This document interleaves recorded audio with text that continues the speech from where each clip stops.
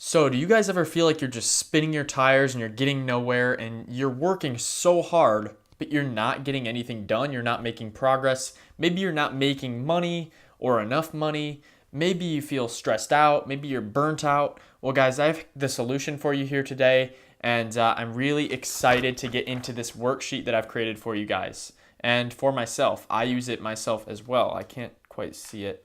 But yeah, guys, we're going to talk about this worksheet. And the first section on this worksheet is actually to find your KPIs. And now, I know this sounds a bit nerdy, but your KPIs are basically your key performance indicators.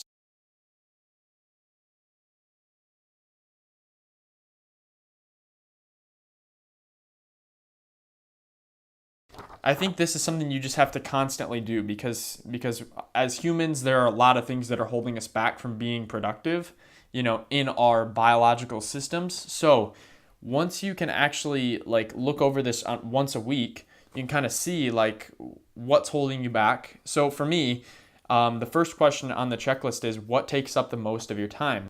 Making content like this, which isn't a bad thing. Instagram scrolling. So I would get on Instagram, I would answer a few DMs because I was getting a ton of DMs, and then I'd find myself scrolling through my feed. So I eliminated that problem by just unfollowing pretty much everybody that I follow and making a separate Instagram account for actually consuming. And then, my main Instagram account is just for putting out stuff. So that's how I fixed that. Another thing that takes up a lot of my time is planning. I plan like a whole lot and probably a little bit too much. So I think it's very, very important, but it's something that I should delegate out to like one day, So that's kind of how I've looked at that. The next thing that I do is I educate myself a lot, and I'm just always consuming course content, and really like talking to my mentors and my coaches. So those are some of the things that take up the most of my time, and they aren't necessarily bad things, but when I look back on my schedule, there are some other things that I need to be doing because these were kind of like my top things that I was doing, and they weren't necessarily producing, a monetary result. So I looked at it and I said, the first question is what takes up most of your time, but the next question is what is the most important? So like what is the most important thing to do? And what are my KPIs, my key performance indicators?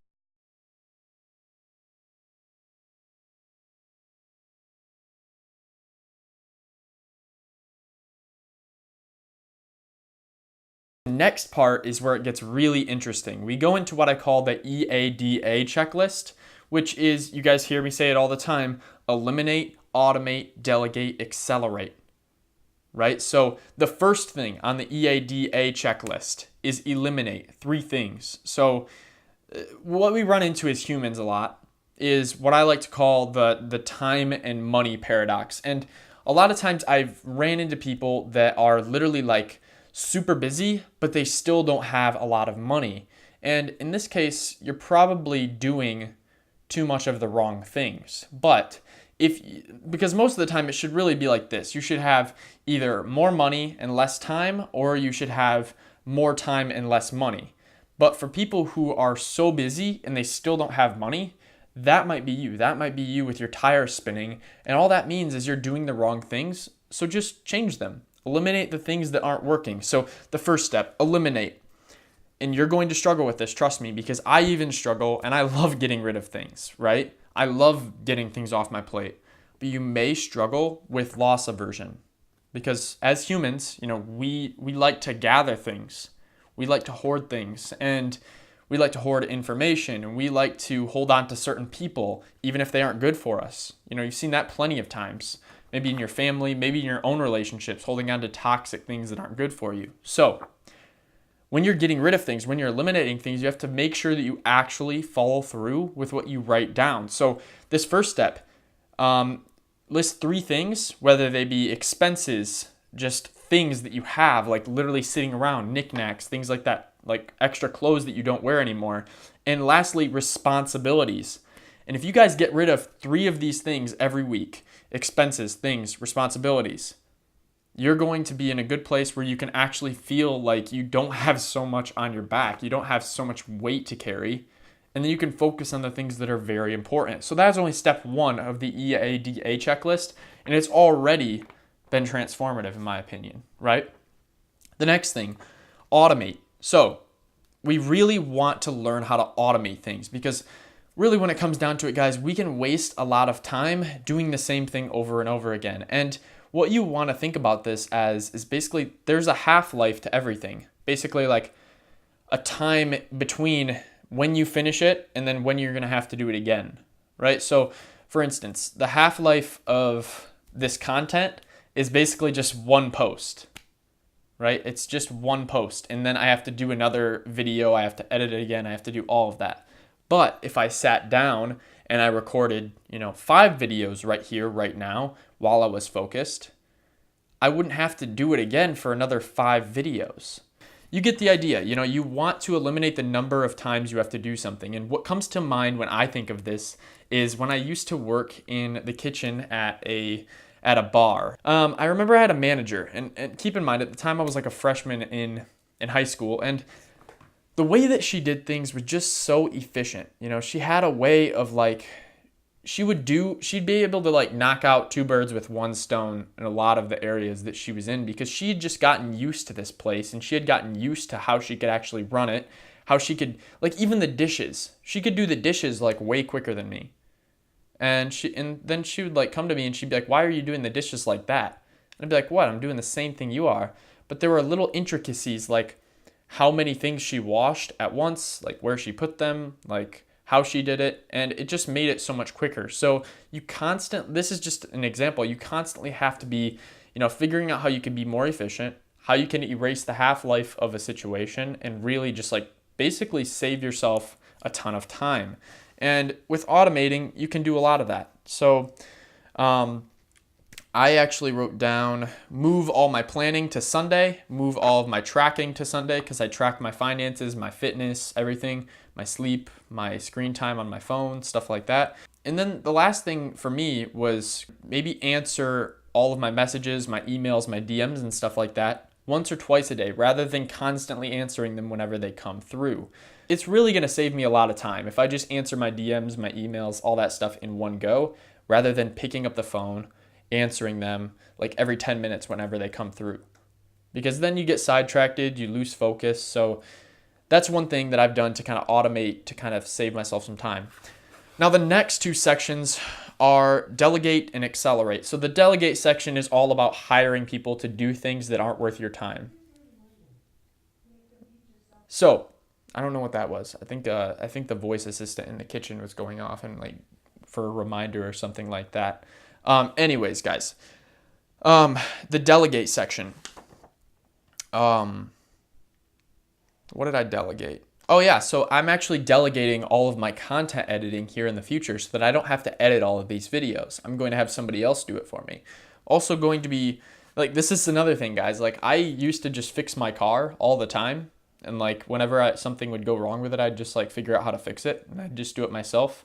I'd change my oil myself. I would do like the brake replacements myself, all that shit. And now I just feel like, it's better to hire someone, because my time is much better used if I was making like sales calls, right? So figure out like what your time is actually worth. Like think about it this way. How many sales calls can I make in 3 hours that I would have spent working on my car? Okay, now out of those sales calls, how much money would I have made in that 3 hours just from the sales calls? And then you start to get an idea of like how much your time is worth, right? So that's a way that you can kind of reverse engineer it and figure out, what is my time worth? What is it worth doing? And stuff like cleaning, stuff like doing your laundry, stuff like cooking, all that stuff are activities that you can hire people to do. And then the last step, accelerate. Basically just things that are going to make me move faster, right? So focus during my 3 to 4 hour deep work. So I wasn't, focusing recently. Over the past week, I've been kind of in a good routine, and I've been doing work, but it just hasn't been super focused, So I'm getting back on track with putting my phone on airplane mode, putting it in the cupboard in the other room, getting it out of my sight, all that stuff. And then just going hard on my work for 3 or 4 hours And then that's really all you need to do in the day, because you get so much done if you're just 100% focused. The next thing is get more sleep and eat better. So my fitness has been on fleek. I've been doing great with the fitness, but my eating and my sleep just haven't gotten there yet. Mainly because of time, I think, on the food prep, and then also on the sleep. I'm literally like I'm totally like someone who just stays up late. Like that's just how I am. So I have had to constantly kind of battle with myself to get those things in check, but like it's something that I'm always improving on. So I have gotten to a point now where I can lay down, like before it was like I wouldn't want to go to bed till like midnight. Now I can get to bed at like 10 p.m. But it's still a little bit late considering I have to get up at like 4:50 a.m. to go to the gym. So I really want to get it down to 9:30. And it's a gradual process, but I write it down as a reminder on this worksheet, right? To accelerate, to get better. And then eating better. That's just something like I've got breakfast down. Now I need to get lunch down, because every day my breakfast is flawless. Now I've got to just get lunch and dinner and I'll be good. So take baby steps, figure out how you can accelerate things, figure out how you can get better, taking those baby steps at what you're not really that great at. All right, guys. So if you are interested in, getting a hold of your copy of the KPI discovery and the EADA checklist, go ahead and head down to the description. I have linked it below for you guys, and I think this can really help you guys out. So hope you guys enjoyed this video, and if you have any feedback, please leave a comment below so that I can get to that and I can help you guys out. I read all of those myself, and I really take them into deep consideration. I really appreciate comments. So yeah, guys, I hope this video helped, and I will see you guys in the next one.